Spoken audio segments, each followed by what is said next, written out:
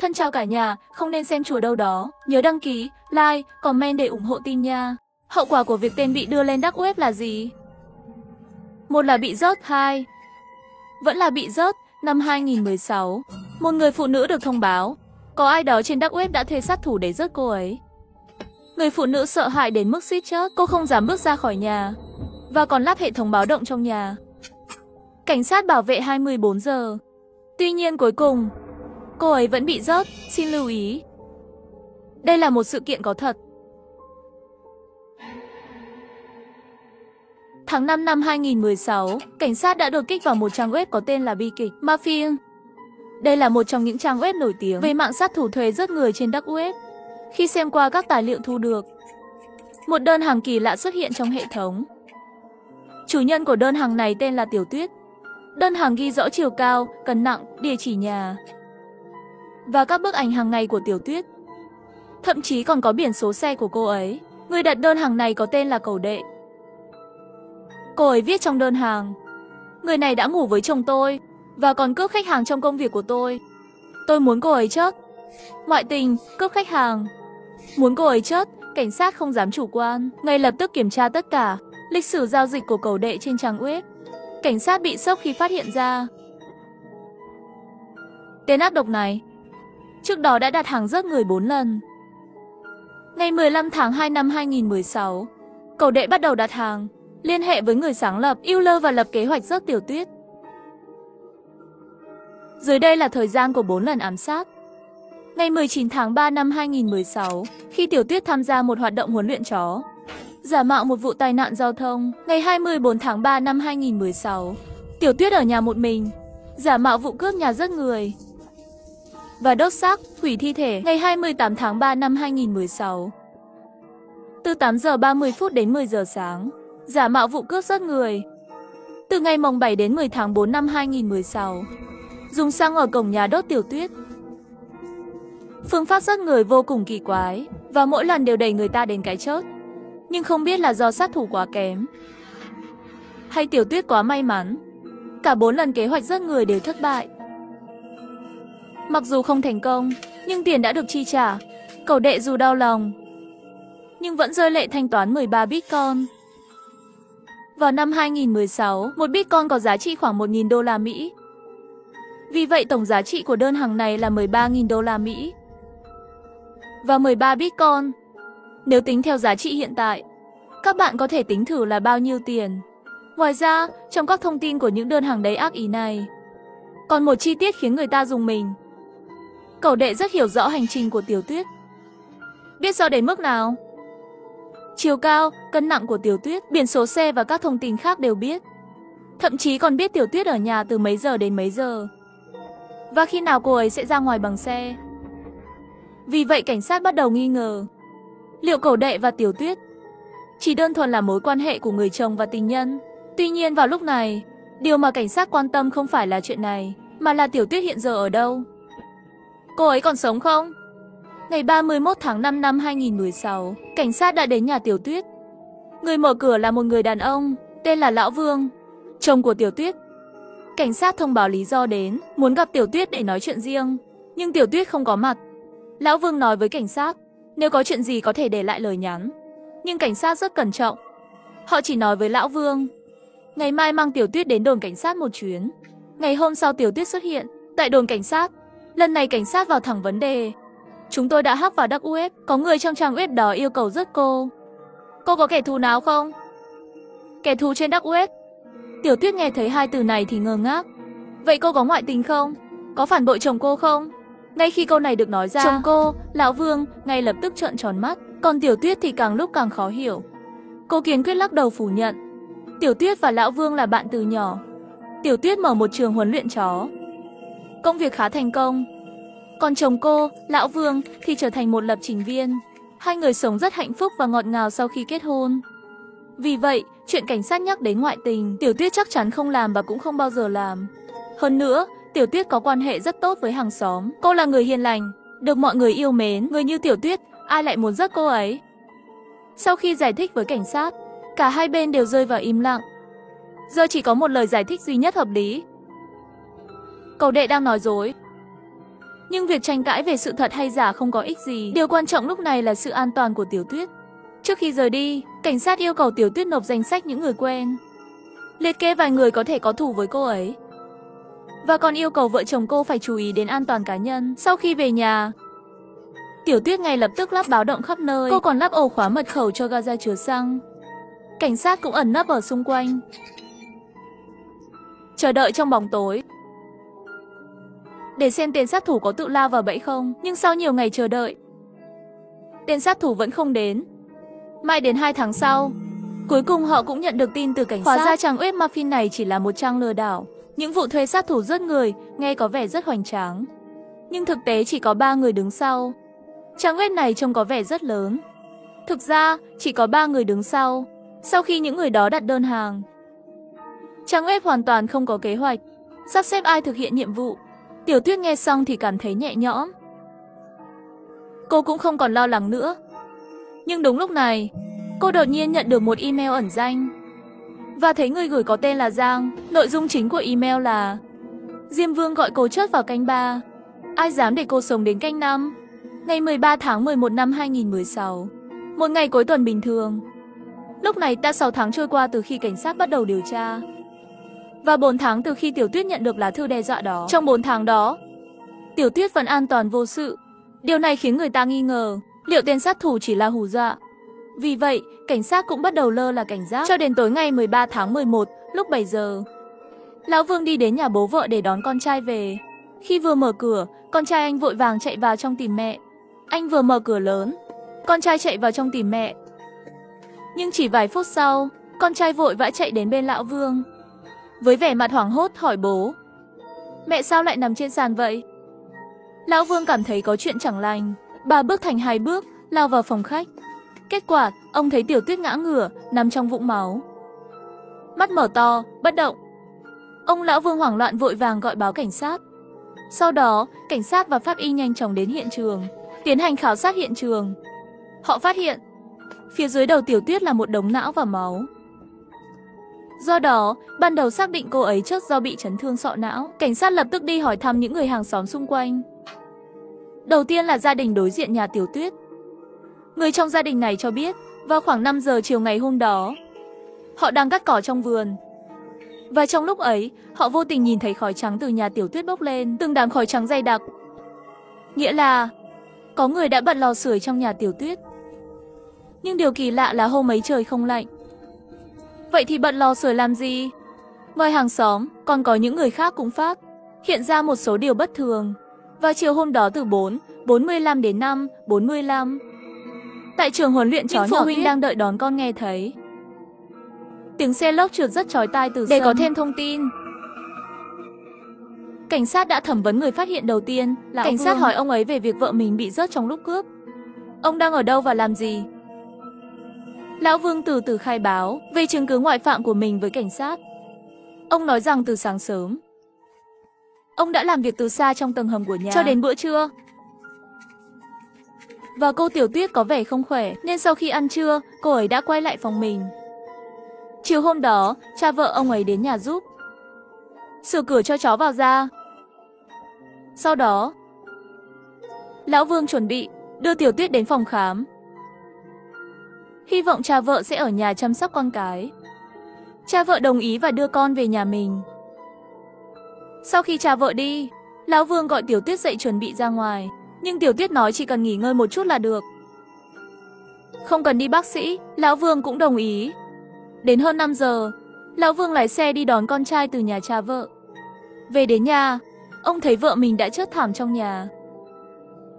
Lô đến kích rõ ràng, có lý có chứng cứ. Điều này khiến cảnh sát giảm nghi ngờ đối với ông rất nhiều. Cuộc điều tra rơi vào ngõ cụt. Hiện tại, cảnh sát chỉ còn 2 manh mối hữu ích. Một là bức thư đe dọa từ 4 tháng trước. Hai là thông tin về việc thuê sát thủ trên mạng. Chúng ta hãy cùng xem qua bức thư đó. Vào cuối tháng 7 năm 2016, Tiểu Tuyết nhận được bức thư đe dọa. Nội dung đại khái là: Tiểu Tuyết, gia đình bạn đang gặp nguy hiểm. Cuối tuần trước bạn đã nhận được một bức thư đưa ra cách giải quyết vấn đề này, nhưng bạn không làm gì cả. Sự ích kỷ của bạn sẽ khiến gia đình bạn gặp nguy hiểm. Nếu bạn chưa xem thư này, Hãy kiểm tra thư mục thư giác của bạn ngay. Nhìn thấy điều này, Tiểu Tuyết vội vàng mở thư mục thư giác. Kết quả là cô phát hiện ra có một bức thư nặc danh. Bên trong viết một đoạn dài cho Tiểu Tuyết. Cuộc sống của tôi thế này, đều là lỗi của bạn. Tại sao bạn lại có thể lấy được chồng tôi? Vì bạn mà cuộc sống của tôi hoàn toàn hỗn loạn. Gửi bạn bức thư này là vì bạn. Có vẻ như bạn đã biết về sự tồn tại của tôi. Tôi thấy bạn đã lắp đặt hệ thống an ninh trong nhà. Cảnh sát cũng đang điều tra các email tôi đã gửi trước đó. Nhưng tôi có thể đảm bảo những email này không thể bị theo dõi. Nhưng tôi cũng sẽ không giết bạn khi họ đang theo dõi. Rõ ràng là bức thư này không liên quan đến việc cướp của cầu đệ. Tuy nhiên, những câu trước là phần mở đầu cho Tiểu Tuyết. Cảnh báo thực sự nằm ở đoạn dưới đây. Vì tôi không thể đến gần bạn, tôi có thể phá hủy tất cả những gì bạn yêu quý. Con trai của bạn, chồng bạn và công việc của bạn. Tự sát đi để cứu họ. Gia đình bạn không cần bạn, nhưng bạn có thể cứu họ. Sau đó, người này còn tử tế gửi kèm theo các hướng dẫn tự sát. Đừng nói cho ai biết về nội dung của bức thư này. Nếu không, giao dịch này sẽ bị hủy bỏ. Trừ khi bạn là một kẻ vô cảm và ích kỷ. Nếu không, tôi hy vọng trong vài tuần tới, bạn sẽ xuất hiện trong cáo phó trên báo. Ở phần cuối, người gửi đã đính kèm một tên mới. Cảnh sát suy đoán tên này chính là cầu đệ. Và khi trang web của hắn bị tấn công, vì không tìm được sát thủ, hắn đã quyết định tự mình ra tay. Để có thêm thông tin, cảnh sát lại tiếp tục kiểm tra tất cả các cuộc trò chuyện của cầu đệ trên mạng cùng với những email gửi cho Tiểu Tuyết. Cảnh sát không thể tìm thấy thông tin từ địa chỉ email này. Nhưng cảnh sát đã theo dấu vết của hắn trên mạng, phát hiện hắn từng mua một loại thuốc phiện trên một trang web buôn bán ma túy. Đó là thuốc Đông Lan Đoàn. Loại thuốc này dùng trong y học để gây mê giảm đau. Sử dụng quá nhiều có thể gây viêm hệ thần kinh trung ương. Sau đó là chóng mặt, hôn mê. Nếu dùng liều quá lớn còn có thể dẫn đến tử vong. Báo cáo sự kiện của Tiểu Tuyết cũng cho thấy trong cơ thể cô ấy có 40 lần nồng độ của Đông Lan Đoàn so với bình thường. Như vậy, kẻ giết người rất có thể đã dùng Đông Lan Đoàn, khiến Tiểu Tuyết hôn mê. Sau đó là một phát súng, một cơn giận không thể kiềm chế để Tiểu Tuyết ngoan ngoãn uống thuốc. Không phải là việc đơn giản, trừ khi là người thân thiết nhất. Có thể bạn sẽ nghĩ rằng đáp án không phải là đã rõ ràng rồi sao? Nhưng màn kịch thực sự hay còn ở phía sau. Thân chào cả nhà, không nên xem chùa đâu đó. Nhớ đăng ký, like, comment để ủng hộ tin nha. Quê hương tôi là một ngôi làng nhỏ ở vùng miền núi lạc hậu. Bởi vì ở lối vào làng có một cây hòe già, do đó có tên là làng Cổ Hòe. Vào thời của ông tôi, người dân trong làng hầu như đều sống bằng nghề nông. Lúc đó bạn của ông tôi là Tiểu Kỳ, là người nổi tiếng trong làng vì có năng lực. Lúc 20 tuổi, bố ông ấy đã cưới vợ cho ông ấy. Cô Dặng được xem là một biểu tượng trong thôn. Mỗi khi dân làng nhắc đến cuộc hôn nhân này, mọi người không ai là không ngưỡng mộ. Cứ thế, hai vợ chồng trẻ sống một cuộc sống sung túc hơn 1 năm. Vợ Tiểu Kỳ có thai. Thật trùng hợp, ngày con trai Tiểu Kỳ chào đời là ngày 15 tháng 7. Trời mưa tầm tã.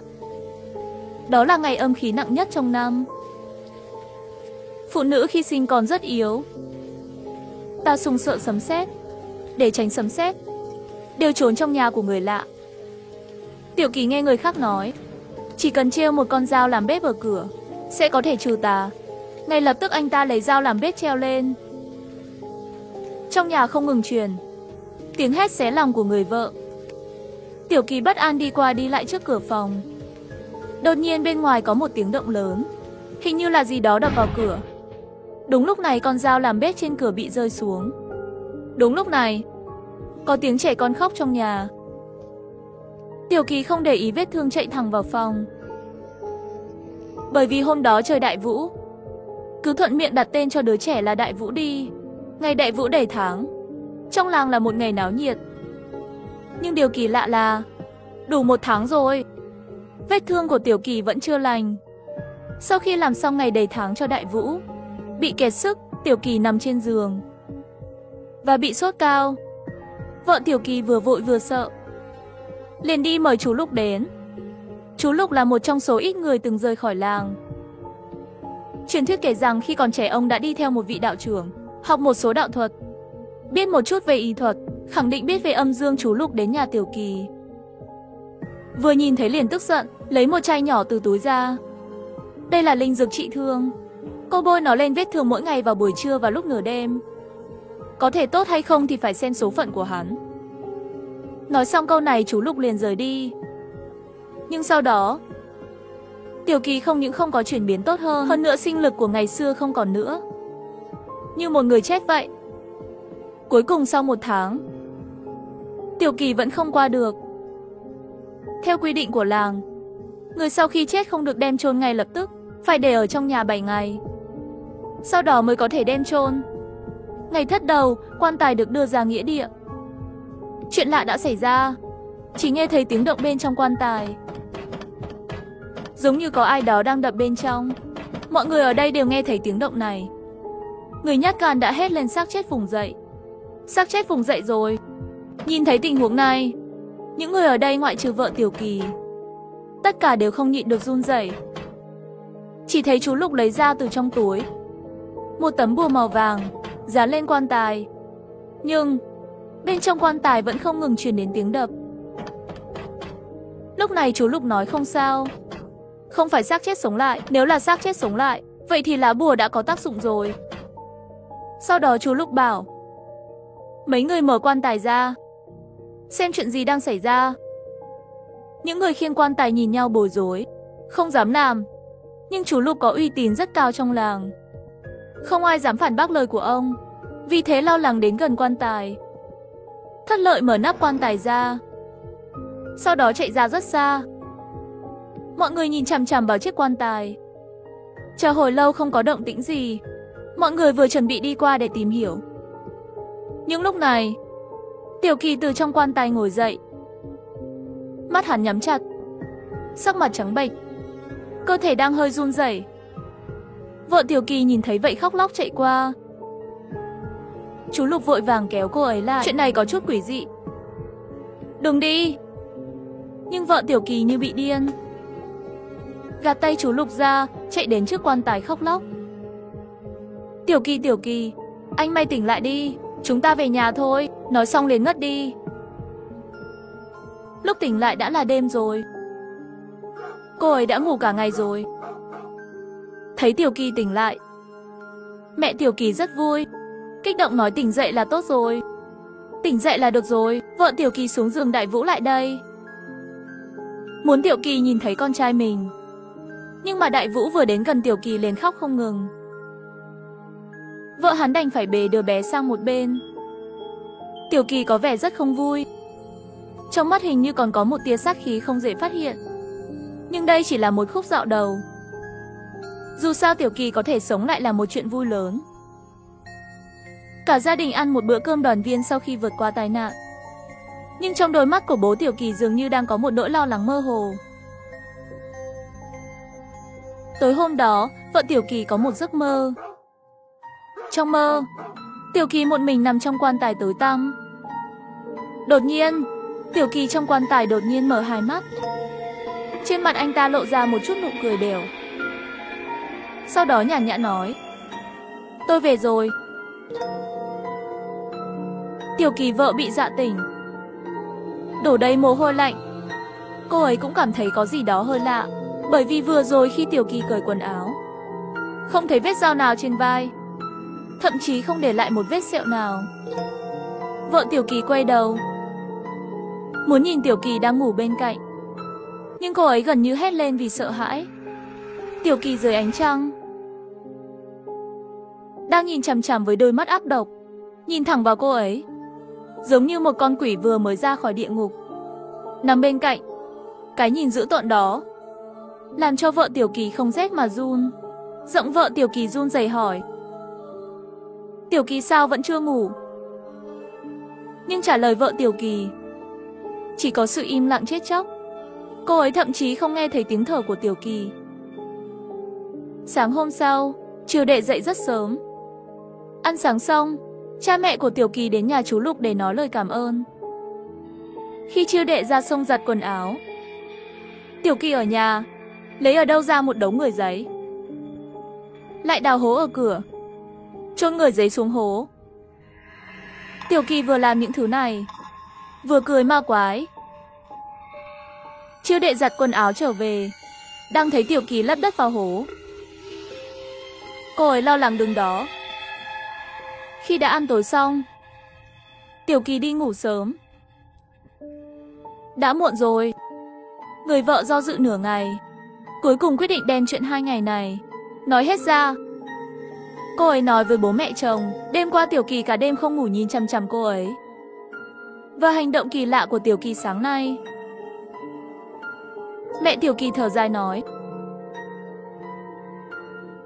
Chiêu đệ à, có thể con không biết, ngày chôn cất, mẹ và bố ngồi ở nhà. Nhưng đột nhiên cảm thấy có người đang kéo chân bố mẹ. Kỳ lạ hơn, lúc đó mẹ và bố đều sợ hãi.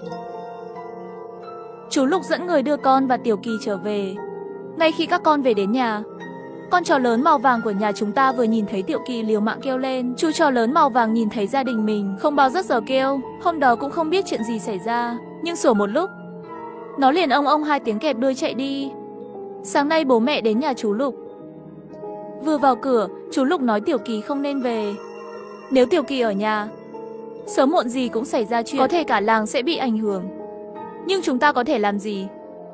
Nói đến cuối cùng bố Tiểu Kỳ cũng có chút nghẹn ngào. Mẹ Tiểu Kỳ cũng luôn ở bên cạnh lau nước mắt. Quần áo trên người Chiêu đệ gần như ướt đẫm mồ hôi.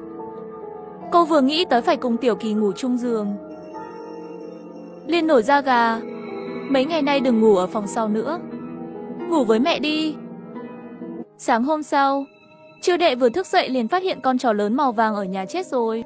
Bụng bị xé ra, nội tạng đã bị rỗng hết rồi. Bố mẹ Tiểu Kỳ nghe thấy động tĩnh, cũng nhanh chóng đi ra. 3 người im lặng trước cái chết của con chó. Lại 1 tháng nữa trôi qua, trong tháng này, cả làng, chó nhà nào cũng gặp xui xẻo. Hầu như không có ngoại lệ, bị rút ruột và chết. Cha mẹ của Tiểu Kỳ vừa ngạc nhiên vừa tức giận, đã thương lượng với Chiêu đệ, quyết định mời chú Lục đến nhà trừ tà. Chú Lục chọn một ngày, nhưng đúng vào ngày hôm đó trời nhiều mây, gió rất mạnh đến nhà Tiểu Kỳ rồi. Chú Lục bảo bố Tiểu Kỳ trói Tiểu Kỳ vào ghế. Tiểu Kỳ cố gắng không cho. Vì vậy, cha của Tiểu Kỳ rất tàn nhẫn, dùng cây lăn đánh Tiểu Kỳ bất tỉnh. Chờ Tiểu Kỳ tỉnh lại, đã bị trói chặt chẽ. Chú Lục bắt được một con gà trống lớn, đâm bằng kiếm, đổ máu gà lên mặt Tiểu Kỳ. Phía sau đột nhiên xuất hiện một đứa bé mặc đồ đỏ. Chú Lục cầm lấy kiếm đâm vào đứa bé áo đỏ, trong miệng còn thì thầm. Tiểu Kỳ cuối cùng cũng hét lên một tiếng, bất tỉnh. Sau khi sắp xếp xong cho Tiểu Kỳ, chú Lục nói với mẹ Tiểu Kỳ, vừa rồi máu gà dính vào người Tiểu Kỳ, tôi thấy một đứa bé nằm trên người cậu ta. Đây là mượn xác trả hồn đấy. Cái quái gì thế này? Nghe được lời của chú Lục, mẹ của Tiểu Kỳ chính là sửng sốt, sau đó khóc lóc thất thanh. Bố của Tiểu Kỳ cũng đang đứng đó. Buổi tối mẹ của Tiểu Kỳ mới nói đều trách tôi. Đều do lỗi của tôi, hồi đó Tiểu Kỳ có một em trai sinh đôi. 2 anh em sinh ra đúng vào đợt trong làng hạn hán. Tôi không thể nuôi dưỡng 2 đứa nó. Không có cách nào, tôi đã thương lượng với bố Tiểu Kỳ, chỉ có giữ lại đứa lớn. Tôi không thể cứ đứng nhìn đứa con thứ hai chết đói, nên bảo bố nó đưa nó lên núi. Tôi đã cố gắng chạy một mạch lên núi tìm khắp nơi, nhưng đến khi tôi tìm thấy nó đã bị dã thú trên núi bắt, bị rút hết nội tạng. Mẹ của Tiểu Kỳ khóc không nói được nữa. Bố của Tiểu Kỳ cũng đầy nước mắt. Năm đó là bố hại con. Đến tìm bố đi, đừng quấy rầy anh trai nữa. Bố của Tiểu Kỳ khóc. Chú Lục cũng im lặng.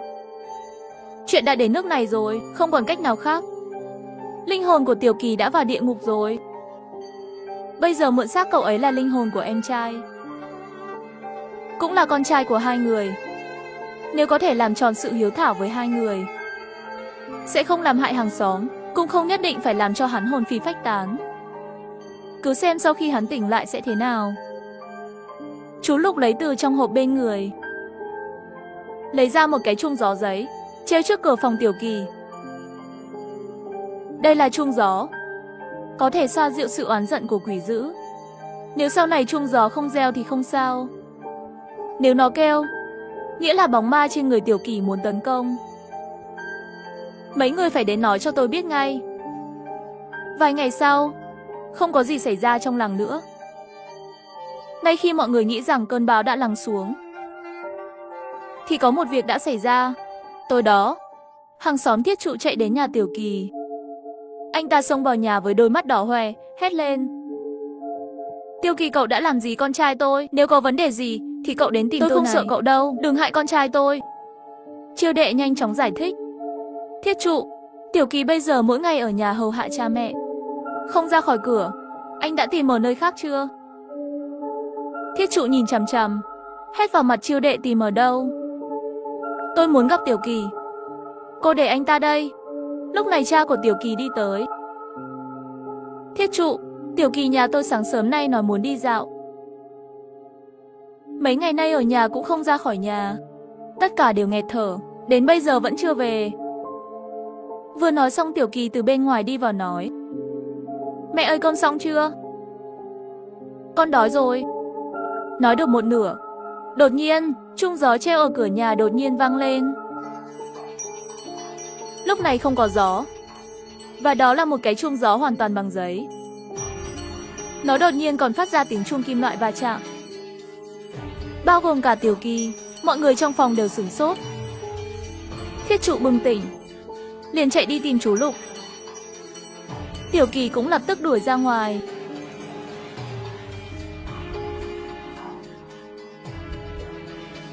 Một lát sau, Thiết Trụ và chú Lục chạy tới. Tiểu Kỳ lại không biết đi đâu rồi. Chú Lục vừa vào nhà liền nói: Tất cả đều trách tôi, lúc đó không nên mềm lòng. Thiết Trụ, mau gọi thêm người trong làng đến đây. Cho họ 5 người một đội, ra ngoài tìm Tiểu Kỳ và con trai Thiết Trụ. Thiết Trụ đồng ý rồi chạy ra ngoài. Trong nhà chỉ còn lại gia đình của Tiểu Kỳ. Chú Lục lại nói bố Tiểu Kỳ: Một trong hai vợ chồng hai người sẽ phải ra đi. Bây giờ trên người Tiểu Kỳ rất quái ác, đã bắt đầu hại người rồi. Phá hủy cơ thể của Tiểu Kỳ, vô dụng với con ma đó. Nó đã bám trên người lâu như vậy rồi, có một phát lực nhất định rồi, sẽ tiếp tục làm hại người, trừ khi một trong hai bố mẹ của nó chết trong tay nó. Giết cha mẹ mình sẽ bị trời phạt. Như vậy nó sẽ vĩnh viễn không được siêu sinh, không còn cơ hội hại người nữa. Chú Lục đã tìm thấy con trai tôi rồi, nội tạng đều bị moi hết rồi. Thiết Trụ khóc lóc chạy vào. Phía sau là một nhóm dân làng. Chú Lục quay mặt đi, lặng lẽ nhìn cha mẹ của Tiểu Kỳ.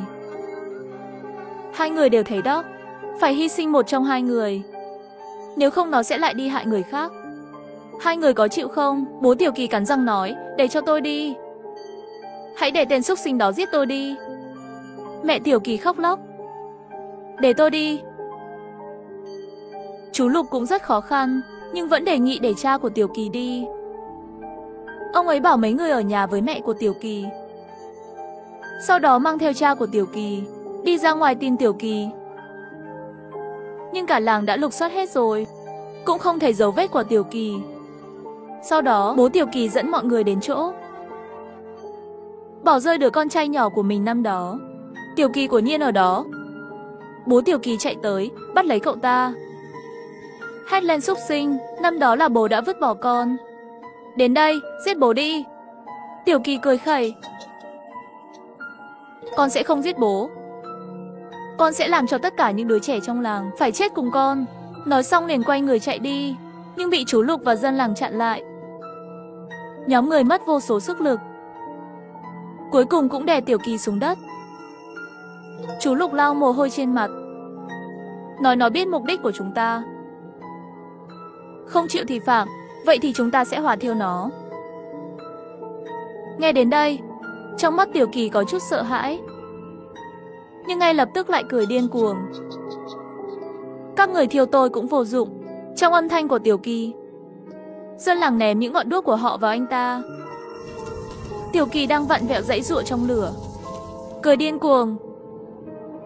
Đã qua 1 tháng rồi, mùi hôi thối khi thiêu chết Tiểu Kỳ đêm đó dường như vẫn còn tràn ngập cả làng, mãi không tan. 1 tháng sau, hầu như ngày nào trong làng cũng có trẻ em mất tích. Tất cả xác chết tìm thấy đều bị rút hết nội tạng. Những gia đình có trẻ em trong làng đều lo lắng. Người lớn trong nhà đều thay ca canh gác trẻ em. Nhưng điều này vẫn không giúp được gì. Hôm nay là ngày 15 tháng 7, là lễ hội ma dân gian, lại là sinh nhật của Đại Vũ. Cha mẹ của Tiểu Kỳ lo lắng Đại Vũ bị quỷ giết chết. Thế là cả ngày ông Đại Vũ khi bắt đầu rất bình tĩnh. Không biết đã bao lâu, bố Tiểu Kỳ nghe thấy có người gõ cửa. Phải đứng dậy mở cửa. Nhưng ngoài cửa không có ai.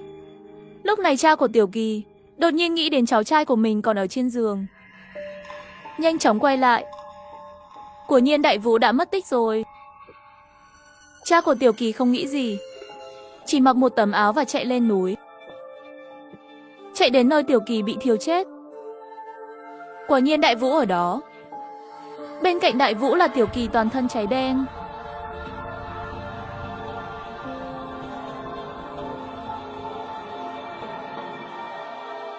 Cú đêm trên cây phát ra tiếng kêu. Một đám mây che khuất ánh trăng. Tiểu Kỳ đang dùng đôi mắt đỏ ngầu đó nhìn chằm chằm ông bố. Sau đó đưa cánh tay bị cháy ra, lấy trái tim của Đại Vũ. Cha Tiểu Kỳ quá sợ hãi, trực tiếp ngất xỉu. Ngay lúc này, chú Lục đưa mẹ Tiểu Kỳ đến rồi. Sau khi bố Tiểu Kỳ chạy ra ngoài, bà ấy vội vàng đi tìm chú Lục, lập tức cùng mẹ Tiểu Kỳ chạy lên núi. Nhưng vẫn muộn một bước. Mẹ Tiểu Kỳ nhìn thấy cảnh này cũng đã ngất xỉu. Khi bà tỉnh lại, đã nằm trên giường rồi. Bố Tiểu Kỳ sao rồi? Ông ấy sao rồi? Vừa mở mắt, mẹ Tiểu Kỳ không thể đợi nữa liền hỏi chú Lục. Ông lão nhà tôi sao rồi? Ông ấy đâu rồi? Chú Lục lắc đầu nói ông ấy đã chết vì Tiểu Kỳ rồi. Giết cha ruột của mình, bị đày xuống 18 tầng địa ngục, không bao giờ siêu sinh. Ngay khi mọi người nghĩ chuyện này đã kết thúc rồi, thì lại có một chuyện lạ xảy ra. Đó cũng là một đêm mưa. Mẹ Tiểu Kỳ trông gầy gò ngủ đến nửa đêm, đột nhiên ngồi dậy, hét lên tôi ghét các người. Các người đều là quỷ dữ, tôi muốn mọi người đều không được sống tốt. Nói xong liền đâm đầu vào tường. Máu chảy khắp tường. Khả năng chịu đựng tâm lý của Chiêu Đệ cũng đã đến giới hạn. Cô ta điên cuồng cười liếm máu trên tường. Chú Lục và người trong làng đã đền xác cha mẹ của Tiểu Kỳ. Hậu táng Chiêu Đệ từ đó trở đi phát điên rồi. Chú Lục vào ngày chôn cất mẹ Tiểu Kỳ, nói với dân làng, mẹ của Tiểu Kỳ là người tự sát, không thể nhìn thấy người thân ở thế giới ngầm. Oán giận của bà ấy lớn như vậy, lại không thể đoàn tụ với người thân ở âm phủ, sợ là sẽ xảy ra chuyện. Quả nhiên là vào đêm thất tuần của mẹ Tiểu Kỳ, mọi nhà trong làng đều nghe thấy tiếng gõ cửa. Bên ngoài là tiếng khóc của mẹ Tiểu Kỳ, con trai tôi không còn nữa. Ông lão của tôi cũng mất rồi, có ai biết họ ở đâu không? Đêm thất tuần của mẹ Tiểu Kỳ qua đi, ngày hôm sau có người phát hiện chú Lục thất khiếu chảy máu đến chết. Kể từ đó, mỗi đêm đều sẽ truyền đến tiếng khóc của mẹ Tiểu Kỳ. Cuối cùng có một ngày, có một đạo sĩ đi ngang qua làng. Người trong làng đều cầu xin vị đạo sĩ đó cứu làng này. Đạo sĩ nghe dân làng kể xong toàn bộ câu chuyện sau khi thở dài. Vì tôi đã nắm bắt được vấn đề này, nên có thể coi như đây là một cuộc gặp gỡ tình cờ. Sợ đó là ý trời. Tôi sẽ cố hết sức. Vài ngày sau, đạo sĩ chọn một tảng đá lớn trong làng. Phải mất 3 tháng để thợ thủ công khắc một bộ quan tài đá. Đạo trưởng dùng máu của chính mình vẽ bùa chú lên quan tài, lại để mấy người đem quan tài đá khiêng đến dưới gốc cây hoè lớn ở lối vào làng rồi nói, mọi người, tối nay tôi sẽ cố hết sức để giải quyết sự oán giận của gia đình họ. Nếu tôi làm được, vậy sau này mọi người tự nhiên sẽ bình an vô sự. Nếu tôi thất bại, thì sẽ cùng chết với mấy oan hồn đó. Tôi sẽ phong ấn oan hồn trong thân thể của tôi. Xin các vị đem xác của tôi đặt vào quan tài dưới gốc cây hòe. Phép thuật trên quan tài có thể trấn áp oan hồn. Như vậy tôi có thể bảo vệ ngôi làng này ít nhất 100 năm. Tối nay mọi người đóng chặt cửa lại. Dù có chuyện gì xảy ra cũng đừng ra ngoài. Đêm đó nhà cửa nhà nào cũng đóng chặt. Nửa đêm chỉ nghe thấy tiếng quỷ khóc bên ngoài. Gió gần như thổi bay cánh cửa. Cả đêm gần như không ai dám nói chuyện với nhau. Mọi người đều sống trong sợ hãi. Sáng hôm sau, có một người gan dạ ra ngoài kiểm tra tình hình. Phát hiện đạo trưởng đã chết. Mọi người làm theo lời của đạo sĩ, đặt xác ông ta vào quan tài ở cổng làng. Những ngày sau đó, ngôi làng luôn bình yên.